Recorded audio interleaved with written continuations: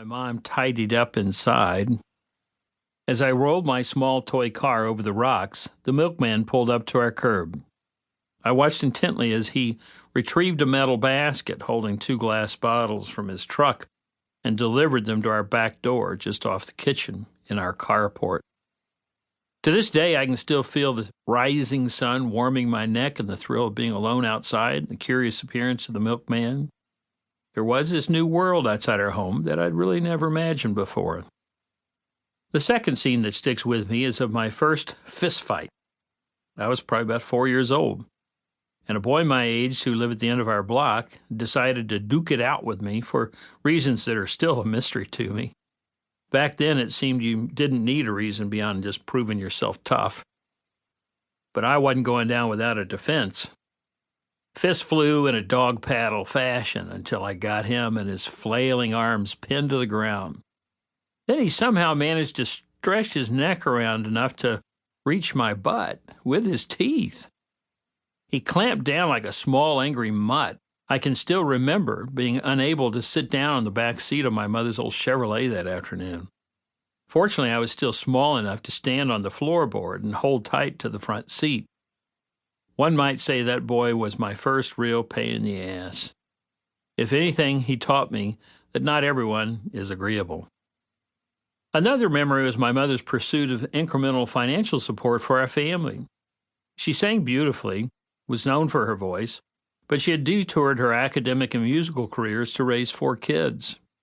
When my twin, Beth, and I were somewhere around 4 years old, our mother would take us with her downtown to a Wichita Falls funeral home, slide in the back door, put on a robe, ask us to sit quietly, and at just the right moment, she'd slip across the hall to anonymously sing at some soul's last service for a nominal fee. She'd then quickly collect us and her cash, and we'd be on our way. Now, a psychologist could probably tell you that those memories mean something, but as far as I know, they paint a fairly clear picture of my early life. I enjoyed independence, a little mystery, new discoveries, and as a result was constantly involved in a smorgasbord of activities that didn't fit into any particular pattern. I enjoyed sports and singing in the church choir. I socialized a good bit, but also sat alone with a book quite often.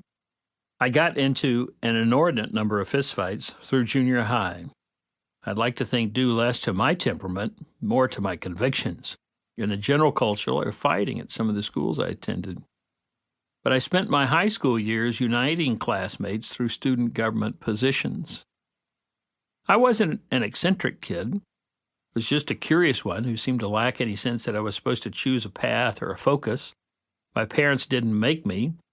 My teachers never taught me to, or if they did, I wasn't listening. I suppose I was never told I should have a supposed to.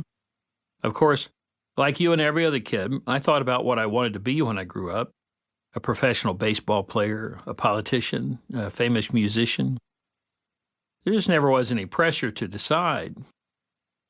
Instead, I was left to the one device that was most effective at getting me what I wanted: variety. Multiple pursuits kept things interesting and earned me storytelling credibility. A couple of good girlfriends, a diverse group of comrades, black, brown, white, jocks, band buddies, nerds, fellow leaders. There were narrow, focused, and life-changing days, too, like when I was 11 years old and learned of my parents' bankruptcy and felt the unwelcome upheaval for our family life that followed. I was later told that my father's business partner had embezzled funds from their company in order to support the lifestyle of his mistress. When the economy in the regional area went down in the mid-'60s, the embezzlement was painfully apparent. The business failed and my parents lost everything, including our new 4-bedroom, 2-bath home. As much as anything, the experience branded a lesson in my mind about the importance of doing business with good people you could trust. As I entered the real world, I discovered that my taste for variety didn't play as well in grown-up environments like the legal profession, with its good old boy networks, and the world of business, with its unspoken expectations. I had to learn the new rules and the consequences if I broke them. For a stint, I fell in line as I thought a career-minded adult should. I paid more attention to protocol than better possibilities around.